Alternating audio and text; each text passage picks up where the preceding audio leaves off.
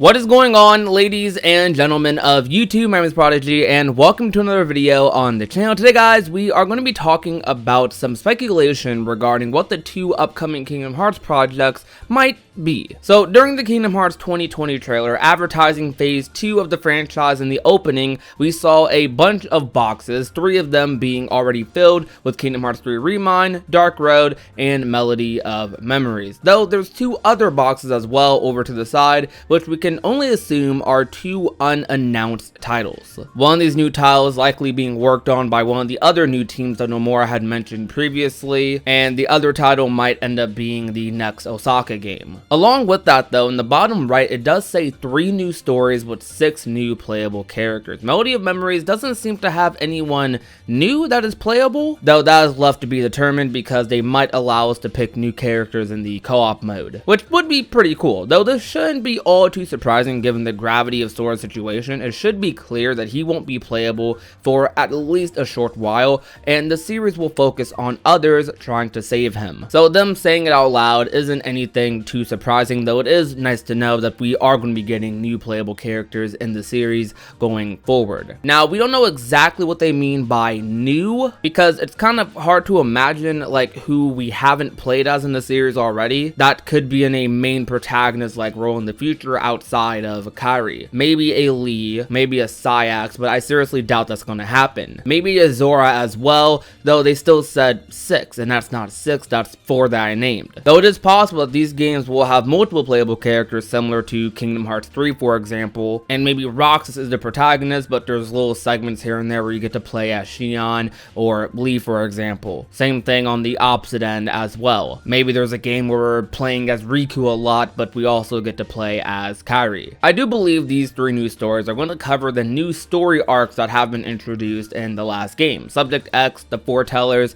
and Kairi and Riku exploring the final world, and possibly Verum Rex to save Sora. I think these are the 3 major routes that the story is going for Kingdom Hearts, and likely these are going to be the 3 new stories that I believe they're going to try to cover in some capacity. Now, maybe not all 3 games are going to focus on these things individually. Maybe you get like a little bit of Subject X story and the Foreteller story in one game, and then the next game has a lot more of the Foreteller story along with Subject X finishing her arc. Or maybe you have all 3 stories being progressed in one game and then a secret ending with like Kairi and Riku and Verum Rex. I don't know exactly how they're going to pace it out or structure it, but I do strongly think that these are the 3 routes that the Kingdom Hearts series is heading, and it definitely seems like they connect with each other. All of these stories being connected, but likely will focus on different characters, which is why I kind of think it would be worth focusing other games on them. If Melody of Memories is counted as one of these 3 new stories,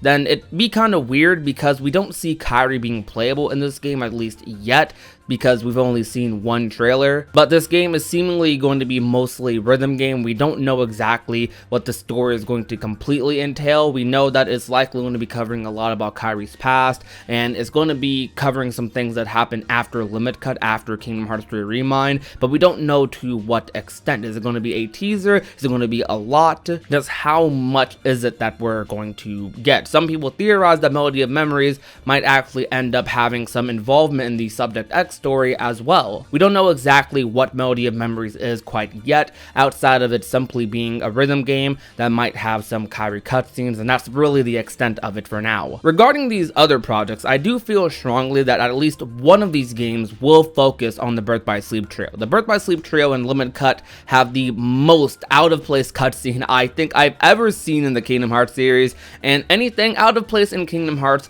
usually means something that will be explored later. Whether it's way later, way sooner, it's likely going to be something that's covered, because that is one of the only cutscenes that isn't really expanded upon whatsoever. The Birth by Sleep trio essentially went into the realm of darkness to find clues about Sora. But to be honest, Riku told us essentially the same things about like Roxas and Xion, and we didn't get like a big cutscene like about them. Yet the Wayfinder trio got an entire cutscene to start off the Limit Cut episode, and then we transitioned to something that was almost completely separate in the data bosses. Though it did end off with a continuation talking about how Riku and Kairi might help find Sora. That cutscene to me was just really out of place, and I really feel like they're going to expand on it in some way, shape, or form, or maybe maybe that cutscene was a segue into another game in the future. I do think it's very likely that Nomura would probably do something else with the Birth by Sleep trio to kind of develop their foundation as a trio a little bit better, because although like their friendship is obviously there, the chains that connect them are clearly there, it's not shown as much. Their story was a lot about their separation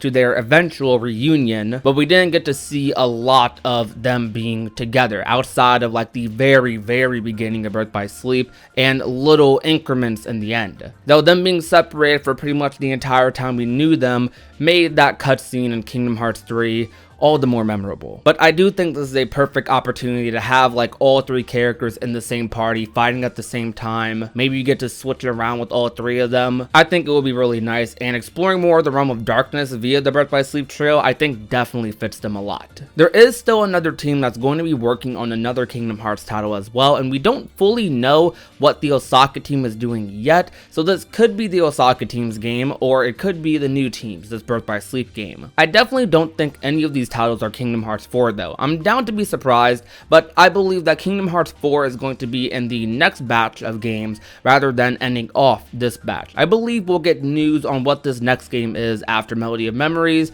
or around early next year. Kingdom Hearts 4 is going to be a pretty big deal. A lot of people are going to have their eyes on it, and it's going to be very interesting to see what route they go. A lot of us Kingdom Hearts fans can kind of predict what route they might end up going with Kingdom Hearts 4 and onwards, because we follow Key, we follow all the other storylines that have been happening. But for other people who are kind of just casually coasting with the Kingdom Hearts story, Kingdom Hearts 4, people are going to need a reason to get into it, and assuming those people had played Remind, saving a lot of the bigger things like Verum Rex for example, I think would be smarter to save for Kingdom Hearts 4. It is worth its own game, and I do think that Verum Rex does have a slight possibility of getting its own game focused on it, though I mostly think that Kingdom Hearts 4 is going to have Verum Rex be the beginning world, the prologue world, or the main original world, similar to how Twilight Town was in Kingdom Hearts 2. We got introduced to this entire new world in Kingdom Hearts 2 in Twilight Town and with Roxas. We spent the first like 3 hours of Kingdom Hearts 2 and that world is one of the most infamous prologues, and then we went back to Twilight Town at multiple points during the game for certain fights to hang out,